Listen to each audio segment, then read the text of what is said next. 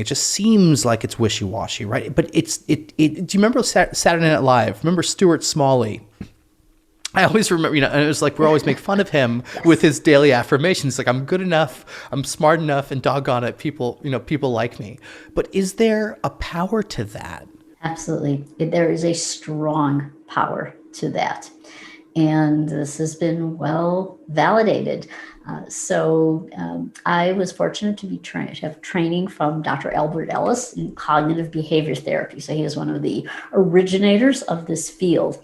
And we see many variations of it, and just about every self-help guru, inspirational speaker will have some element of what was started as cognitive behavior therapy. And it was a movement away from psychoanalytic, the idea that we're disturbing ourselves because of what we're saying to ourselves. And that's creating then an anxious state. It's creating uncomfortable feelings, and we can shift because we have control over that. So let's say we're doing something, we make a mistake, and we say, "Oh, I blew it. I'm so stupid. Why do I keep doing this?" We get ourselves really worked up. I'll never amount to anything.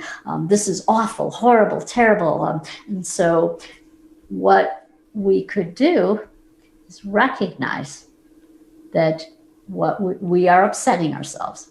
We are exaggerating. We're catastrophizing. We're engaging in all or nothing type of thinking. It's awful. I'm awful. This is horrible.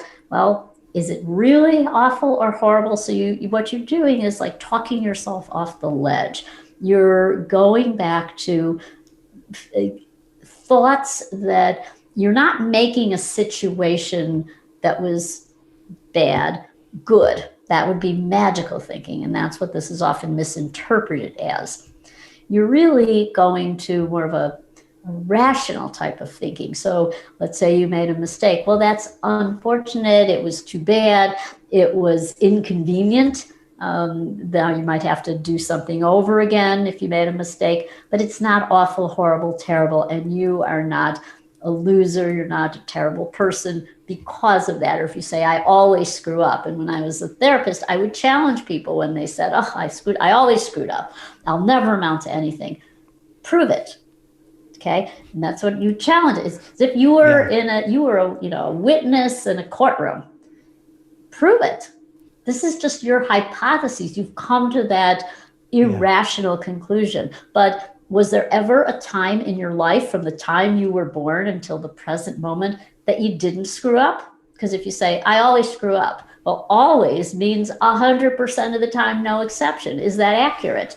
And then they say, "Well, no, I did well in this. I got a good grade here. I did this project, got high marks for it." Well, then your statement is inaccurate. So let's revise it. And you go to the present situation. Okay, so this happened. It's uncomfortable. It's inconvenient. But this is how I'll be prepared for next time. And so that is called growth through challenges, resilience. There are many ways to go about this process, but most of the time, we talked about anxiety, most of the times the things we're upsetting ourselves about and getting worked up are really inconsequential. Will you remember this in 5 years? Right. Things that, somebody said something to us, or we were upset about something that happened at work, a situation developed, and we keep dwelling on it.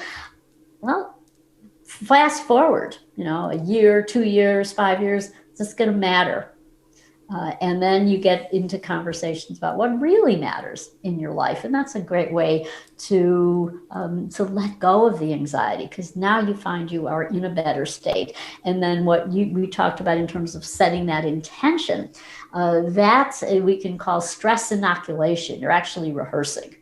So if you're about to go into a situation where let's say you're coming home and you know that your kids are going to be complaining or nagging about something, then you imagine no matter what happens, I'm going to keep my muscles relaxed. I'm going to not tense up. I'm going to just breathe. I'm going to tell myself I'll get through this. I'm not going to react if they start pushing my buttons. So you are rehearsing, you're imagining a different way. And when Yeah. you set those intentions, that's really the process. So it's really effective. I